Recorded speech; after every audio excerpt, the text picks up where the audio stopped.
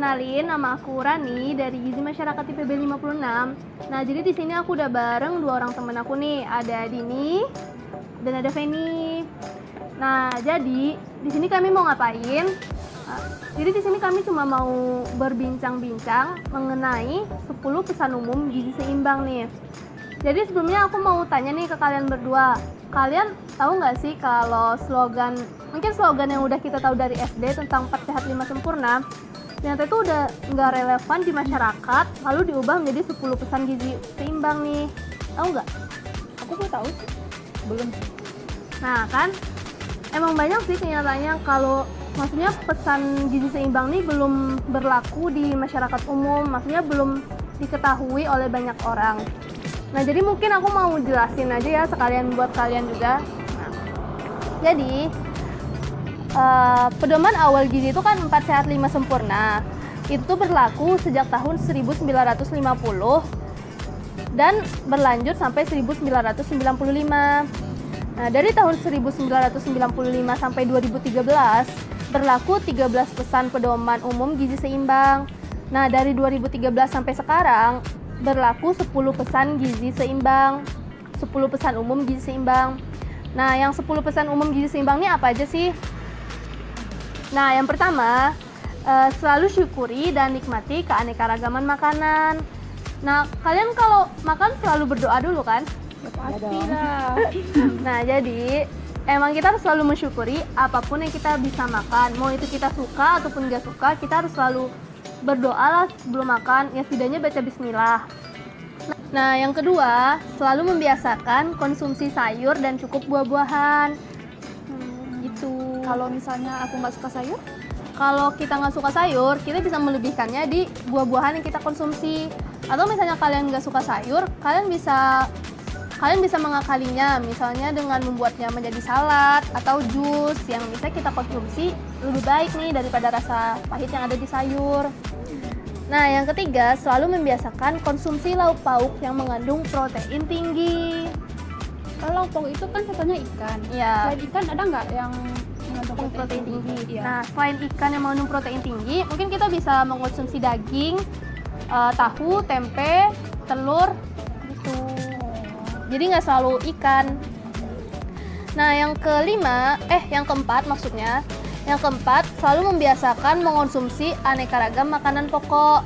Jadi kita maksudnya kita jangan selalu mengkonsumsi nasi nih. Kita bisa menggantinya dengan jagung, kentang, roti, atau ubi gitu. Masih banyak contoh lainnya. Nah, yang kelima, selalu membatasi konsumsi pangan asin, manis, dan berlemak. Nah, di sini kami udah punya contohnya ya. Mungkin konsumsi makanan asin dan manis itu seperti ini. Ini bukan endorse ya, teman-teman. Ini cuma sebagai contoh. Nah, selanjutnya yang ke-6, selalu membiasakan sarapan. Kalian pagi itu sering sarapan gak sih? Kan ada orang yang kayak dia nggak bisa sarapan pagi, ntar sakit perut atau gimana. Kalau kalian sendiri gimana nih? Kalau aku sih selalu sarapan pagi ya. Keren. Kalau Feni? Jarang sih kalau aku. Nah, itu sih kalau menurut aku dan yang sering aku baca ya, membiasakan sarapan pagi itu penting banget untuk kita memulai hari. Itu bisa membuat kita semakin fokus menjalani kegiatan, atau mungkin menjalani selama misalnya kalau kuliah nih, jadi kita bisa lebih fokus dan bisa menyerap ilmu dengan sebaik mungkin gitu, teman-teman. Nah, yang ketujuh, selalu membiasakan minum air putih yang cukup dan aman. Sebelumnya, kalian tahu kan berapa minimal air yang dikonsumsi sehari? Kalau nggak salah 2 liter ya. Oh iya, 2 liter itu 8 gelas kan? Nah, iya bener banget. Jadi, secara umum kita harus mengkonsumsi sekitar 2 liter air per hari atau sekitar 8 gelas. Nah, yang ke-8, selalu membiasakan membaca label kemasan pangan nih. Wah, emang penting ya label pangan itu? Biasanya sih aku kalau makan langsung makan aja. Iya sih, emang kebanyakan orang itu, tapi sebenarnya pemberian label pangan bertujuan untuk memberikan informasi yang benar dan jelas kepada masyarakat tentang setiap produk pangan yang dikemas sebelum membeli atau mengonsumsi pangan. Nah, jadi menurut Undang-Undang Nomor 18 Tahun 2012 tentang pangan, dalam pasal 97 ayat 3-nya, sekurang-kurangnya dalam label itu harus terdapat. Mungkin kita bisa langsung cek di makanan yang kita punya tadi ya. Nah, yang pertama tuh harus ada nama produknya. Ini ada nama produknya kan pasti. Dong. Nah, yang kedua daftar bahan yang digunakan. Ada kan? Nih ada nih ingredient. Komposisinya. Ah, iya. Oh ya, ini ada. Nah, selanjutnya berat bersih atau isi bersih. Nah, dari yang aku lihat sih ini yang punya aku, yang aku pegang ini sekitar 240 ml. Kalau kalian?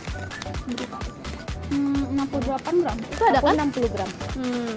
Terus selanjutnya harus ada nama dan alamat pihak yang memproduksi atau mengimpor. Aku ada nih PT Nestle. Ya, ini ada PT Indofood. Coba, bentar. Mana ya? Oh, ini ada produksi. Nah, selanjutnya harus ada label halalnya bagi yang halal. Ada. Ada kan? Ada.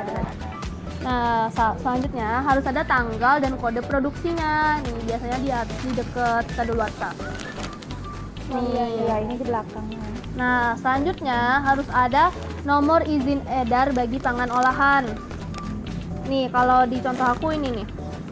BPOM RI. Iya ada. Ada. Selanjutnya, nah yang terakhir harus ada tanggal, bulan, dan tahun kadaluarsa. Ini penting banget sih teman-teman. Biasanya kan cuma ini yang kita lihat di makanan kan. Nah, kemudian ada asal usul bahan pangan tertentu. Nemu kan? Nah, jadi setiap membeli makanan sebaiknya kita cek dulu nih label pangan yang terdapat di makanan tersebut. Minimal yang udah aku sebutin tadi sih, yang sekurang-kurangnya itu. Nah, selanjutnya kita lanjut ya, yang nomor 9. Selalu mencuci tangan pakai sabun dengan air bersih yang mengalir, terutama di situasi pandemi seperti sekarang ini kan. Sebelum kita makan, sebelum kita makan, minum, kita harus cuci tangan dulu. Nah, yang terakhir, yang ke-10, selalu melakukan aktivitas fisik yang cukup dan mempertahankan berat badan normal nih. Bentar, aku mau nanya. Kan sekarang kita disuruh di rumah aja gitu kan. Jadi kita tuh lebih banyak tidur gitu kan. Jadi gimana sih cara menjaga fisik kita?